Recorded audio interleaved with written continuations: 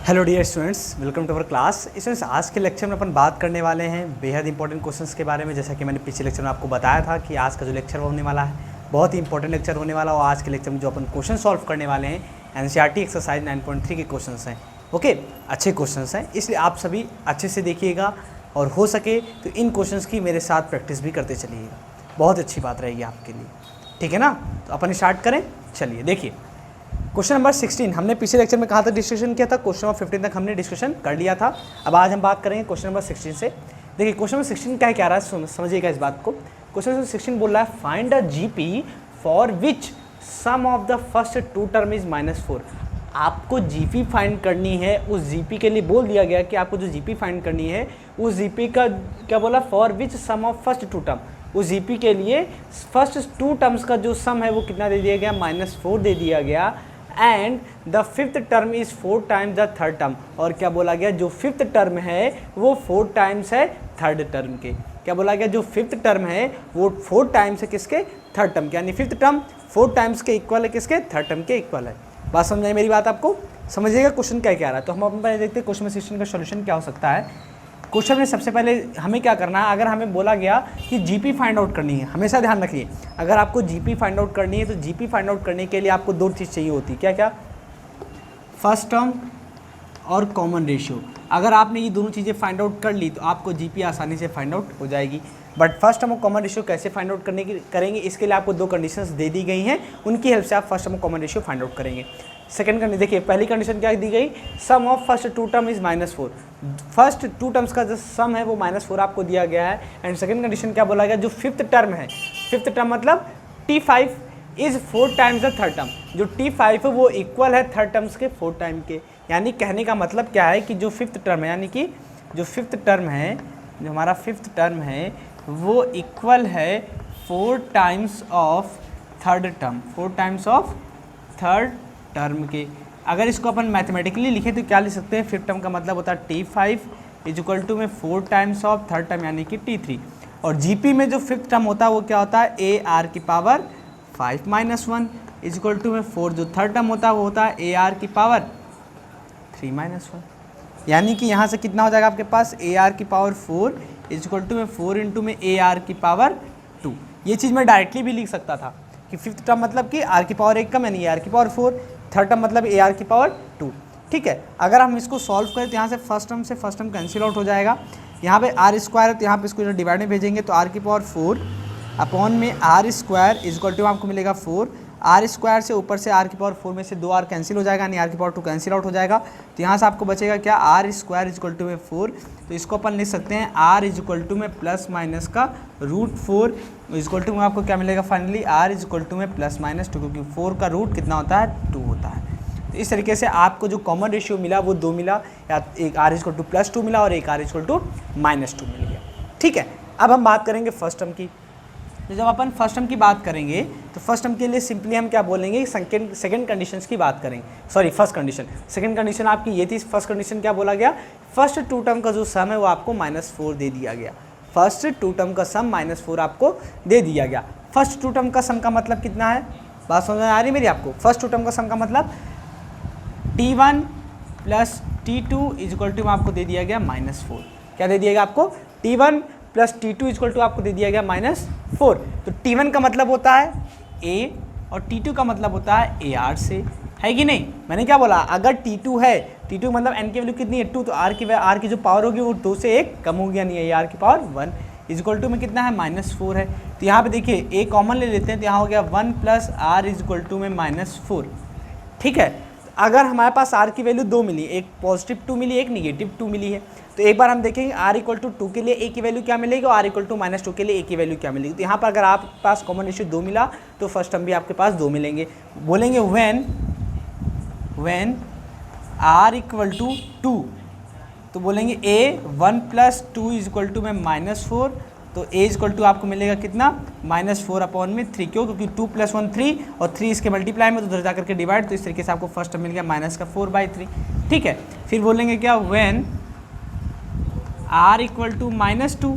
तो यहाँ से देखिए आप जब पुट करेंगे इसमें तो आपको क्या मिलेगा, सॉरी इस वाली कंडीशन में, इसमें जब पुट करेंगे R की वैल्यू कितनी, -2, तो यहाँ मिलेगा आपको A ए 1 माइनस का 2 इज इक्वल टू में माइनस का 2, तो हो जाएगा ए माइनस का 1 इज इक्वल टू में माइनस का 2, तो यहाँ से हो जाएगा ए इज इक्वल टू में 2, क्योंकि माइनस का 1 है उधर जाएगा तो एक माइनस ए हो जाएगा। कहने का मतलब ये है कि -1 इंटू में ए करेंगे तो माइनस का ए इक्वल टू में -2, तो माइनस माइनस कट जाएगा तो ए इक्वल टू आपको मिल जाएगा 2। तो अगर हमने आर की वैल्यू -2 डाली तो फर्स्ट टर्म मिला आपको 2, आर की वैल्यू हमने जब 2 डाली तो आपको फर्स्ट टर्म मिला -4/3 मिल गया। ठीक है, बात समझ में आई आप सभी को इतनी मेरी? क्लियर है ना इतनी चीज़ें? ठीक है, तो हमने बताया कि अगर आपको जीपी चाहिए, क्या चाहिए आपको? जीपी चाहिए, तो जीपी के लिए आपको first term of common ratio find out करना नेसेसरी है। तो हमने first term common ratio find out कर लिया। देखा क्या कि जब हम कॉमन रेशियो फाइंड आउट कर रहे थे तो हमें फाइंड आउट जब कॉमन रेशियो की जो वैल्यू मिली वो 2 मिली, एक पॉजिटिव 2 मिली, एक नेगेटिव 2 मिली। इसकी वजह से हमें फर्स्ट टर्म भी 2 मिले, एक पॉजिटिव 2 मिला और एक आपको -4/3 मिला। तो हम क्या करेंगे, अब हम जीपी फाइंड आउट करेंगे। कैसे फाइंड आउट करेंगे देखिएगा। तो आप सभी इसको देख लिए ना अच्छे से? ओके, चलिए अब हम बात करते हैं जीपी की। देखिए, हम बात करेंगे जब जीपी की तो बोलेंगे जीपी की जो जनरल सीक्वेंस होती है वो क्या होती है। ठीक है, तो जीपी की जनरल सीक्वेंस क्या होती है? A comma a r square comma dash dash dash. General sequence क्या होती है? यही होती है। First term a, second term a r, third term a r square. तो हमें ये जीपी फाइंड आउट करनी है। तो हम बोलेंगे when A is equal to में -4/3 and R is equal to में 2। जब हमने a इक्वल टू -4/3 लिया और r इक्वल टू 2 लिया तो देखिए हमें जीपी क्या मिलेगी। इन वैल्यूज़ को यहाँ पुट करेंगे। a की प्लेस पे पुट करेंगे कितना? -4/3। ठीक है, फिर कॉमा a की वैल्यू कितनी है? -4/3 इंटू में r की प्लेस पे कितना डालेंगे? 2 डालेंगे। फिर कॉमा a की वैल्यू कितनी है? -4/3 इंटू में r की प्लेस पे कितना डालेंगे? 2, तो यहाँ हो जाएगा 2 का square comma dash dash dash. इसको सॉल्व कर लेते हैं तो -4/3 कॉमा -4 2 जा 8, तो -8/3 कॉमा। अब देखिए यहाँ पे 2 का स्क्वायर है ना, यहाँ पे क्या 2 का स्क्वायर कितना होता है? 4, तो यहाँ हो जाएगा 4 4 जा 16 -16/3 कॉमा डैश डैश डैश। ये क्या हो गया? आपकी जीपी मिल गई। अब बोलेंगे when a is equal to में 2 कॉमा r इक्वल टू में -2। तो देखिए आपको क्या मिलेगा? यही वैल्यूज आप फिर से अगेन यहाँ पुट करिए। a की प्लेस पे 2 कॉमा a की प्लेस पे 2 इंटू में r के प्लेस पे -2 कॉमा a की प्लेस पे 2 इंटू में r के प्लेस पे -2 का whole square comma dash dash dash. तो यहाँ हो गया 2 कॉमा 2 2 जा 4, लेकिन माइनस का 4 क्योंकि प्लस माइनस माइनस हो जाएगा। 2 इंटू में -2 का स्क्वायर। मैंने आपको हमेशा बताया जब ब्रैकेट के अंदर अगर निगेटिव वैल्यू हो, पावर इवन हो, तो उसको क्या कर देती है? पॉजिटिव। तो 2 का स्क्वायर कितना होता है? 4, तो यहाँ हो जाएगा प्लस का 4 कॉमा डैश डैश डैश। तो फाइनली जो यहाँ वैल्यू मिली आपको जीपी मिलेगी। जीपी वो क्या मिलेगी? 2 4 जा 8 कॉमा डैश डैश डैश, यानी 2 -4 8 dash dash dash are in GP. और ये भी क्या होगा आपका? Are in GP. तो इस तरीके से आपको 2 सीक्वेंस मिली जीपी की, एक ये मिली और एक ये मिली। ये कब मिली? जब आपके पास फर्स्ट टर्म आपके पास -4/3, कॉमन रेशियो 2 था। ये जीपी आपको कब मिली? जब आपके पास first term 2 and common ratio -2 मिला। ठीक है, तो आई होप मुझे यहाँ तक लगता है कि आपको ये क्वेश्चन अच्छे से समझ में आ गया होगा। किसी को कहीं पर कोई प्रकार का डाउट नहीं रहा होगा, बट अगर डाउट रह जाता है तो आप कमेंट बॉक्स में कमेंट करके हमसे पूछ सकते हैं, उसको हम जल्द से जल्द आपका सोल्यूशन देंगे। ओके, चलिए तो हम बात करते हैं नेक्स्ट क्वेश्चन। आपकी एनसीईआरटी बुक का नेक्स्ट क्वेश्चन है क्वेश्चन नंबर 17। काफ़ी बढ़िया क्वेश्चन है, उसको अपन ध्यान से रीड करेंगे और अच्छे से पढ़ेंगे। ठीक है, सुनिएगा, जो मैं पहले क्वेश्चन रीड कर रहा हूँ फिर उसके बाद क्वेश्चन लिखूंगा, फिर आपको सॉल्व करूंगा। क्वेश्चन नंबर 17 है, if the 4th, 10th and 16th term, if the 4th, 10th and 16th term of a GP are x, y and z respectively, prove that x, y, z are in GP। कहा गया हमसे कि question में अगर 4th, 10th and 16th term x, y, z हैं तो आप हमें ये प्रूव करिए कि x, y, z जो होगा ये GP में होगा। क्वेश्चन समझ में आ गया ना? चलिए अब इसको हम सॉल्व करते हैं। देखिए, मैंने हमेशा से आपको बोला है कभी भी आप जब एपी जीपी के क्वेश्चंस को सॉल्व करिए तो पहले क्वेश्चंस को अच्छे से रीड कर लीजिए और उस क्वेश्चन को तब तक रीड करिए जब तक कि आप उसको अच्छे से समझ ना जाएं कि क्वेश्चन आखिर बोल क्या रहा है, उसके कहने का अर्थ क्या है, क्या मीनिंग है। तब तक आप उसको रीड करिए और जब आपको ये समझ में आ जाए क्लियरली कि आखिर क्वेश्चन में क्या कहा गया है तब आप उसको सॉल्व करिए। क्योंकि जब तक आपको क्वेश्चन समझ में नहीं आएगा और अगर आप बिना समझे क्वेश्चन को सॉल्व करेंगे तो क्वेश्चन 110% गलत होने के चांसेस रहेंगे। और क्वेश्चन ना गलत हो इसका बस एक ही तरीका है कि क्वेश्चन को अच्छे से रीड किया जाए, फॉर्मूले सारे अच्छे से पता होने चाहिए, कॉन्सेप्ट सारे क्लियर होने चाहिए। ठीक है ना? चलिए देखते हैं क्वेश्चन नंबर 17। क्वेश्चन नंबर 17 में क्या बोला गया? बोला गया है if the fourth, 10th and 16th term of a GP are x, y and z। ठीक है, फिर क्या बोला गया, prove that x, y and z are in GP। बात समझ में आई आपको, हमें ये प्रूव करना है। ठीक है, अब देखिए आपको मैं सीधी सी एक बात बता दूं, सबसे पहले किसी भी नंबर्स के GP में होने की सिर्फ एक कंडीशन है, वो क्या है, वो है जैसे मान लीजिए अगर हमें ये प्रूव करना है कि x, y, z are in GP, हमें क्या प्रूव करना है कि x, y, z जो हैं ये GP में होंगे, आपको ये प्रूव करना है। अगर हमें x, y, z को प्रूव करना है GP के लिए तो हमें कंडीशन कौन सी मिलनी चाहिए जिससे पता चले कि ये GP में होगा, हम बोलेंगे T2, ये अगर T1 मान लें, इसको T2 मान लें, इसको T3 मान लें, तो क्या होगा T2 अपॉन में T1 इज इक्वल टू में T3 अपॉन में T2। अगर ऐसा हो जाता है तो हम बोलते हैं ये नंबर्स किस में होंगे, GP में होंगे। इन नंबर्स को इसमें पुट कर देते हैं, T2 की वैल्यू y है, T1 की वैल्यू x है, T3 की वैल्यू z है, T2 की वैल्यू y है। तो यहाँ से जब क्रॉस मल्टीप्लाई करेंगे तो y square is equal to में zx मिल जाए। अब इन दोनों कंडीशंस में से अगर कोई भी एक कंडीशन अगर आपको मिल जाती है, ठीक है, मैंने क्या बोला, अगर इन दोनों कंडीशंस में से कोई भी एक कंडीशन अगर आपको मिल जाती है तो आप बोल देंगे कि x, y, z are in GP। सिर्फ ये x, y, z के लिए कंडीशन नहीं है, ये कोई भी तीन नंबर्स अगर आपके GP में बोल दिया गया प्रूफ करने के लिए, तो उन तीनों नंबर में अगर ये कंडीशन मिल जाती है तो आप बोल देंगे कि ये तीनों नंबर ही GP में होंगे। बात समझ में आ गई आपको? तो आप सभी इसको अच्छे से ध्यान रखिएगा। देखिए मैंने आपको ये इसलिए बता दिया ना कि हमारा एम क्या है, हमारा एम ये है कि हमें ये कंडीशंस लाना होगा with the help of this condition. जो आपको ये कंडीशन दी गई है, क्या कंडीशन दी गई है कि 4th, 10th and 16th term जो है x, y, z है, तो इस कंडीशन की हेल्प से हमें ये कंडीशन लानी होगी, तब जाके हम बोल सकते हैं x, y, z are in GP होगा। ठीक, चलिए करते हैं। देखिए सॉल्यूशन देखिए इसका क्या हो सकता है। सॉल्यूशन ये है कि जो 4th टर्म है, क्वेश्चन में जो हमें गिवन है, क्या गिवन है, देखिए गिवन के अकॉर्डिंग चलेंगे। क्वेश्चन में हमें गिवन है, क्या गिवन है, 4th, 10th and 16th term of a GP are x, y and z। तो हमें क्या बोला गया, जो 4th टर्म है T4 का मतलब क्या होता है, a r की पावर 3 इज इक्वल टू में कितना दिया गया आपको, x। ठीक है, उसके बाद क्या दे दिया गया आपको, उसके बाद दे दिया गया है आपको T10, और T10 इज इक्वल टू कितना दे दिया गया आपको, a r की पावर 9। क्योंकि मैंने क्या बोला, हमेशा से आपको बोला है कि अगर आपको 10th टर्म फाइंड आउट करना है, आपको अगर 10th टर्म चाहिए तो 10th टर्म मतलब r की जो कॉमन रेशियो उसकी पावर 1 कम होनी चाहिए, यानी T10 इक्वल टू AR की पावर 9। ये जनरल सीक्वेंस जब मैंने आपको बताया, जनरल सीक्वेंस ऑफ GP मैंने आपको जब बताया था तो हम मैंने चीज़ आपको बताई थी अच्छे से कि आप सोच सको ऐसे। ये कितना दे दिया गया आपको, y दे दिया गया। इसी तरीके से अगर मैं आपसे पूछ लूँ T16, तो T16 कितना हो जाएगा, AR की पावर 15 इज इक्वल टू में z हो जाएगा। ठीक है, तो ये चीज़ें हमें गिवन है। अब इन्हीं की हेल्प से हम क्या करेंगे, कंडीशन फाइंड आउट करेंगे। देखिए इसको मान लेते हैं equation number first, equation number second, इसको मान लेते हैं equation number third.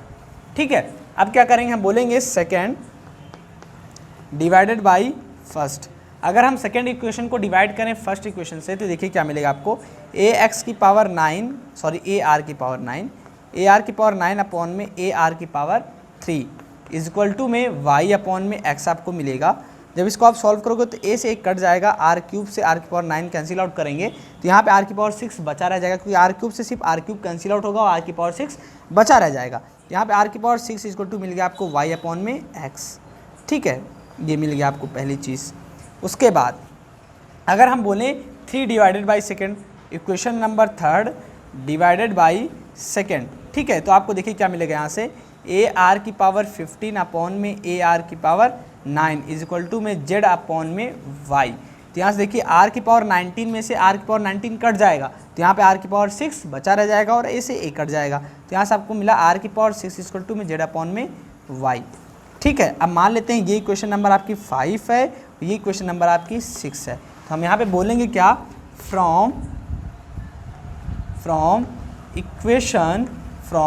Equation 5 and 6, equation 5th and 6 से हमने क्या देखा, हमें ये मिला कि एक r की पावर 6 इक्वल टू भी y अपॉन x मिला आपको, r की power 6 equal to z upon y मिला आपको। दोनों का जो लेफ्ट हैंड साइड, जो दोनों का, इसका भी राइट हैंड साइड, इसका भी राइट हैंड साइड इक्वल है, इट मीन्स इनके लेफ्ट हैंड साइड भी आपस में इक्वल हो जाएंगे, तो क्या मिलेगा आपको, y अपॉन में x इज इक्वल टू में z अपॉन में y।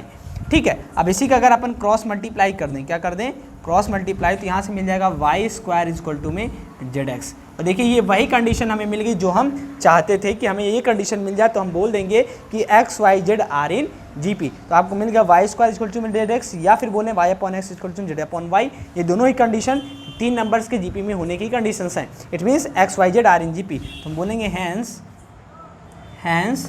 X comma Y comma Z are in GP. Clear हो गया आप सभी को? ठीक है ना। तो क्वेश्चन नंबर 17 ये सॉल्व हो गया और हमने दिखा भी दिया कि कैसे X Y Z are in GP होगा और क्यों होगा, ये भी मैंने आपको बता दिया। तो आप इस कंडीशन को ध्यान रखेंगे। ठीक है, चलिए अब हम बात करते हैं क्वेश्चन नंबर 18 की तरफ बढ़ते हैं। आप सभी ने अपने पास एनसीईआरटी बुक रखी है। ओके, अच्छी बात है, रखना भी चाहिए कि अगर रखे होंगे तो आपको क्वेश्चन सॉल्व करने में बहुत मज़ा आ रहा होगा। ठीक है ना, आप मुझसे थोड़ा एक कदम आगे चल रहे होंगे, फटाफट रीड कर लेते होंगे, समझ में आ जाता होगा क्वेश्चन, वो मेरे समझाने पर और अच्छे से समझ में आ जाता होगा और आप मेरे से पहले सॉल्व करने की कोशिश भी कर रहे होंगे। अच्छी बात है, करना भी चाहिए, इससे और अच्छी प्रैक्टिस आपकी होगी। ओके, जो लोग ऐसा कर रहे हैं ना, बहुत अच्छी बात है, वेरी गुड। ठीक है ना, चलिए अब आगे बात करते हैं क्वेश्चन नंबर 18 पर। देखिए जो क्वेश्चन नंबर 18 है आपका, वो भी बढ़िया क्वेश्चन है, थोड़ा सा डिफरेंट है, क्वेश्चन नंबर 17 से थोड़ा सा डिफरेंट है। तो चलिए पहले हम बात करेंगे क्वेश्चन नंबर 18 कह क्या रहा है, उसको रीड करेंगे, फिर आगे हम उसको सोल्यूशन देखेंगे। ओके, तो रीड किया जाए क्वेश्चन। चलिए ठीक है, रीड करते हैं। देखिए क्वेश्चन नंबर जो 18 है आपका, बोला गया find the sum to N terms of the sequence. क्या करना है आपको find the sum to N terms of the sequence. आपको एक सीक्वेंस दे दी गई है, इस सीक्वेंस का एन टर्म्स तक का सम आपको फाइंड आउट करना है। क्वेश्चन काफ़ी अच्छा है, क्वेश्चन काफ़ी अच्छा क्वेश्चन है। क्यों अच्छा है अभी समझ में आ जाएगा आपको, क्योंकि थोड़ा सा डिफरेंट है, मतलब काफ़ी डिफरेंट है। इसको अच्छे से मार्क कर लीजिए और इसको अच्छे से आप सभी देखिएगा। ठीक है, क्या बोला गया क्वेश्चन नंबर 18 में? बोला गया find the sum to N terms. क्या बोला गया? Find the sum to N terms. ठीक है, फिर क्या बोला गया? ऑफ द सीक्वेंस क्या दे दी गई सीक्वेंस आपको? सीक्वेंस दी गई है आपको 8, 88, 888, 48, dash dash dash up to N terms. कहाँ तक? एन टर्म्स तक। ठीक है, फिर क्या बोला गया? द गिवन सीक्वेंस, अच्छा सॉरी, हाँ ठीक है, चलिए। तो यहाँ पर आपको क्या दे दिया गया? ये सीक्वेंस आपको दे दी गई, बोल दिया गया कि आपको इसके एन टर्म्स का सम फाइंड आउट करना है। क्या बोला? Find the sum to N terms, यानी कि एन टर्म्स की हमें सम फाइंड आउट करना है। क्वेश्चन में आपको ये नहीं लिखा हुआ अप टू एन टर्म्स, मैंने जानबूझ के लिखा है। ठीक है ना, क्योंकि हम यहाँ से क्या देखने वाले हैं? क्वेश्चन नंबर 18 का सॉल्यूशन देखने वाले हैं और ये हमें क्या है? गिवन है। ठीक है, क्वेश्चन में ये हमें गिवन है। अब अच्छा, अगर हमें इसका सम फाइंड आउट करना है तो सम फाइंड आउट करने के लिए एक सीक्वेंस आपकी जीपी में होनी चाहिए। जाहिर सी बात है ना, अगर आपको सीक्वेंस जीपी के सीक्वेंस का सम का फॉर्मूला निकालना है या सम फाइंड आउट करना है, तो आपकी सीक्वेंस या तो एपी में होनी चाहिए या तो जीपी में होनी चाहिए। ये एपी में तो दिख नहीं रही है। रही बात जीपी की, तो ये जीपी में भी नहीं है। कैसे चेक करिए? अगर आप T2 अपॉन में T1 करते हैं तो आपको 11 मिलेगा। T2 अपॉन में T1 करेंगे तो आपको कितना मिल रहा है? आर की वैल्यू 11 मिल रही। बट अगर आप यहाँ T3 अपॉन में T2 करेंगे तो आपको आर की वैल्यू 11 नहीं मिल रही है। इट मीन्स आपकी ये सीक्वेंस जीपी में नहीं है। समझ में मेरी बात आई आपको? मैंने क्या बोला? आप चेक करिए कि अगर ये आपका फर्स्ट टर्म है, ये आपका सेकंड टर्म है, ये आपका थर्ड टर्म है, तो आप चेक करिए क्या T2 अपॉन में T1 इज इक्वल टू में T3 अपॉन में T2 मिल रहा है कि नहीं। अगर T2 अपॉन में T1 is equal to T3 upon T2 अगर आपको मिल रहा है, then given sequences are in GP. अगर आपको T2 upon T1 is equal to T3 upon T2 नहीं मिल रहा है तो given sequence are in not GP. ठीक है, तो ये जीपी में नहीं है। जब आप सॉल्व करेंगे, देखिए 88 डिवाइडेड बाई 8 इक्वल टू में 888 डिवाइडेड बाई 88। इसको कैंसिल आउट करेंगे, 11 टाइम में कैंसिल आउट होगा। इसको कैंसिल आउट करेंगे तो कितने टाइम में कैंसिल आउट होगा? देखिए 11 8 जा 88। ठीक है, 11 8 जा 88।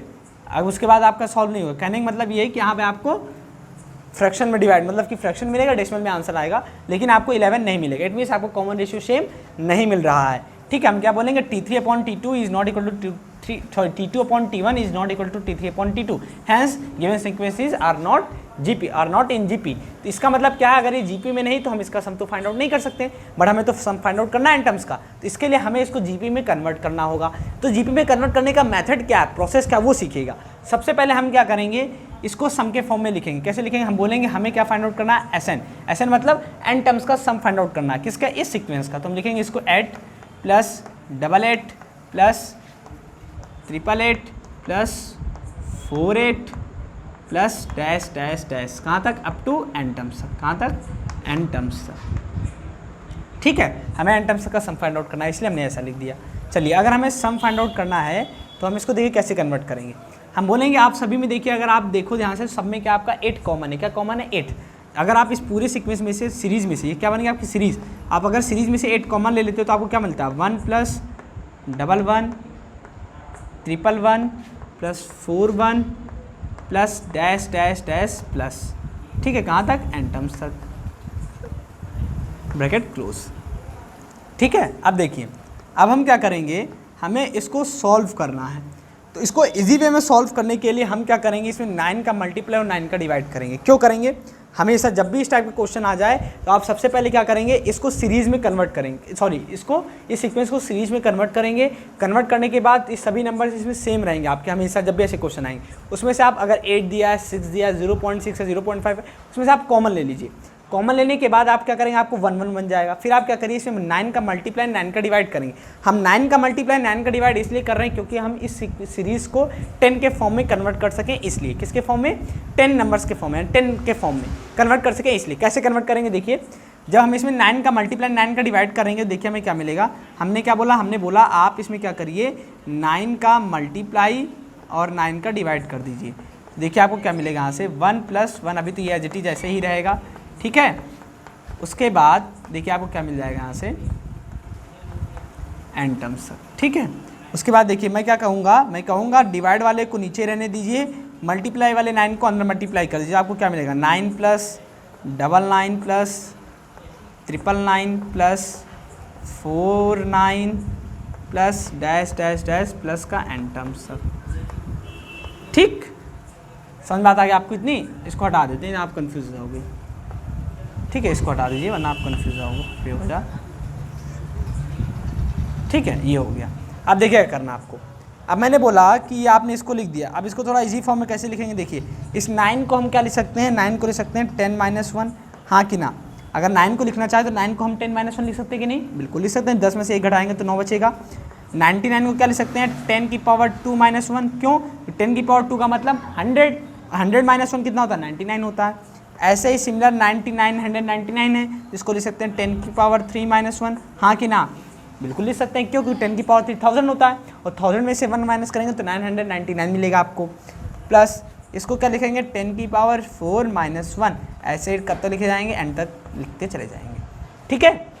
अब इसको अगर ब्रेक करें हम, तो ब्रेक करने देखिए आपको क्या मिलेगा, 8/9, 10 - 1 है ना, तो मैं लिख रहा हूँ इसको 10 प्लस 10 वाले टर्म्स को एक साथ दे रहा हूँ, 10 की पावर 2 प्लस 10 की पावर 3 प्लस 10 की power 4 plus dash dash dash, कहाँ तक, एन टर्म्स तक, कहाँ तक जाएंगे, एन टर्म्स तक जाएंगे, ठीक है। समझिएगा मेरी बात को, मैं कहना क्या चाह रहा हूँ, ठीक है। फिर उसके बाद देखिए -1 -1 -1 है कि नहीं, ये भी एन टर्म्स तक जाएगा। कैसे जाएगा, देखिए, -1 -1 -1 -1 माइनस डैश डैश डैश, कहाँ तक, एन टर्म्स तक, कहाँ तक, एन टर्म्स तक ये चलता चला जाएगा ऐसे ही, ठीक है। समझ रहे हैं मेरी बात आप सभी, ओके। अब देखिए मैं क्या बोल रहा हूँ, मैं ये बोल रहा हूँ, अगर हम इसमें से -1 -1 में से -1 कॉमन ले लें तो डिब्बे के अंदर जो आपको बचेगा वो क्या बचेगा, सब कुछ प्लस का बच जाएगा। कैसा बचेगा, प्लस का सब कुछ बच जाएगा। कहने का मतलब मेरे ये है कि हमने 10 वाले टर्म्स को सबको एक साथ ले लिया, 10 की पावर 2 10 की पावर 3 10 की power 4 up to N terms तक था। फिर मैंने बोला कि ये जो -1 है -1 ये भी n तक आए, जाहिर सी बात है ये पूरी सीरीज़ कहाँ तक गई, n टर्म्स तक गई है। तो जो ये 10 आप देख रहे हो, 10 की पावर 1 10 की पावर 2 10 की पावर 3 10 की पावर 4 डायरेक्ट 10 की पावर n तक ही जाएगा, तो मैंने उसको पूरा अलग कर लिया।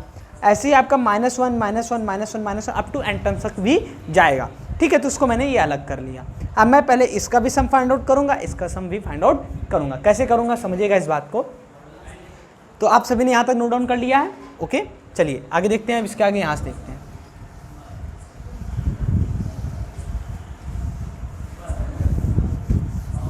देखिए तो इसके आगे का यहाँ से देखिए 8/9 हो गया, ठीक है। ब्रैकेट के अंदर 10 की पावर यहाँ कितना हो गया आपके पास, 10 प्लस 10 की पावर 2 प्लस 10 की पावर 3 प्लस का dash dash dash N terms तक ये गया, ठीक है।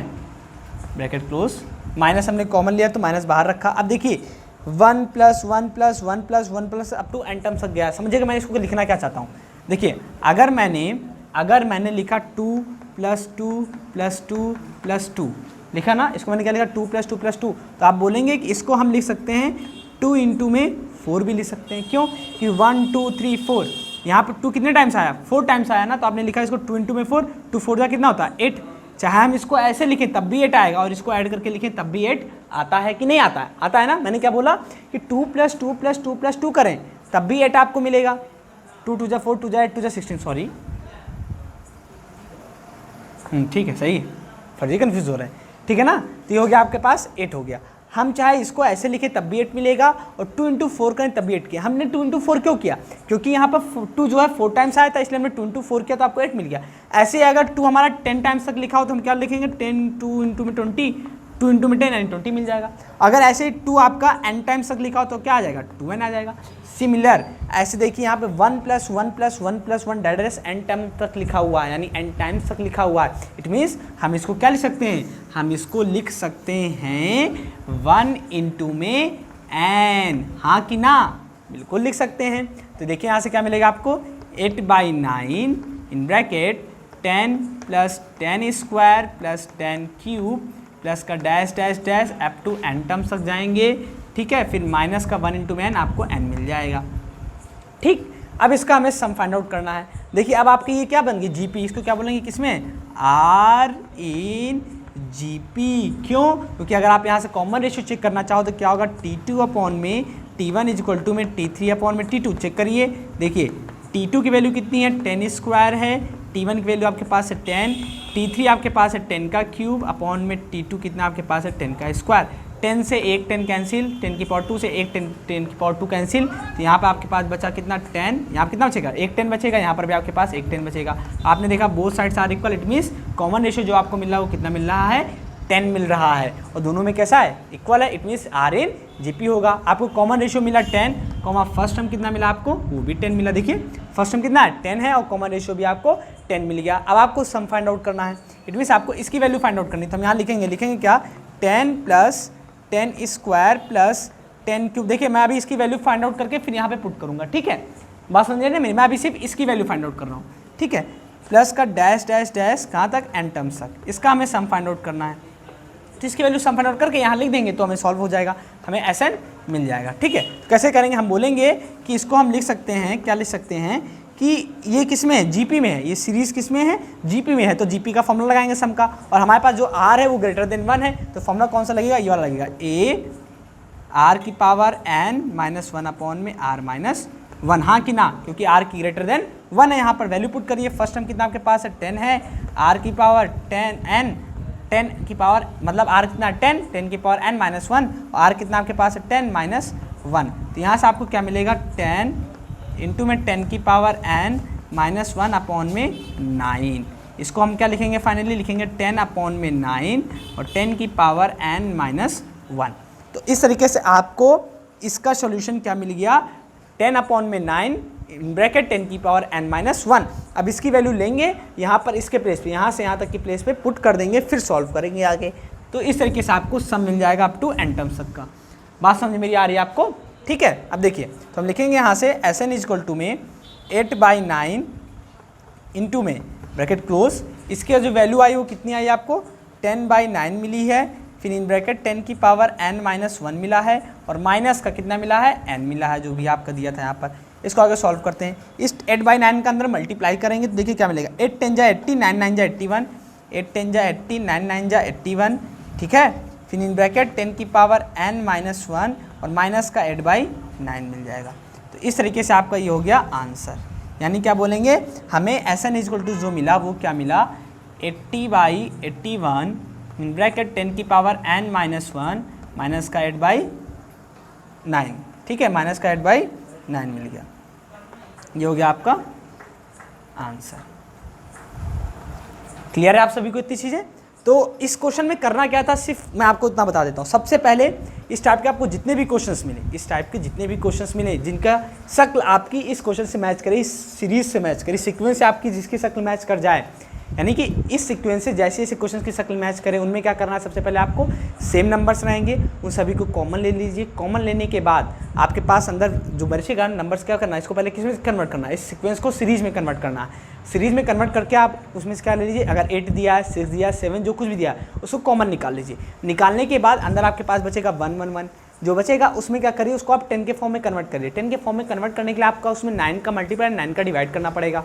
तो जो डिवाइड करते हैं उसको आप एज इट इज़ बाहर ही रहने दीजिए, जैसे मैंने बाहर रहने दिया और 9 का अंदर मल्टीप्लाई कर दिया। करने के बाद उस 9 को हमने 10 के फॉर्म में कन्वर्ट कर दिया। कैसे लिखा, 9 को 10 - 1 लिख सकते हैं, 100 को 99 को 10 - 10 की पावर 2 - 1 कर सकते हैं, 999 को लिख सकते हैं 10 की पावर 3 - 1, ऐसे कन्वर्ट किया। फिर 10 के टर्म्स को अलग कर लिया, 1 के टर्म्स को अलग कर लिया, फिर उनको सॉल्व कर लिया। कैसे सॉल्व किया मैंने आपको दिखाया ही है, और इसके बेसिस पे फिर हमने उसका एन टर्म्स का सम फाइंड आउट हो गया आराम से। ठीक है, अगर ऐसे करेंगे स्टार्टिंग में तो आपको तो जीपी दिख ही नहीं रही थी, तो जीपी जब दिखे तो जीपी का फॉर्मूला लगा नहीं सकते, तो पहले उसको हमने किस में कन्वर्ट किया, जीपी में कन्वर्ट किया। जीपी नहीं थी आपके पास, पहले उसको हमने जीपी में कन्वर्ट किया, फिर उसके बाद उसका सम निकाले एन टर्म्स का, तब जाके हमारा आंसर है। फाइनल आंसर आपका ये। ओके, तो आई होप आप सभी को क्वेश्चन समझ में अच्छे से आ गया होगा। फिर भी डाउट रहता है तो आप जानते हैं क्या करना है आपको, ठीक है ना। वैसे तो डाउट नहीं रहेगा किसी का भी, एक पैसे का भी डाउट नहीं रहेगा, क्योंकि मैंने इतने अच्छे से आपको एक्सप्लेन कर दिया। चलिए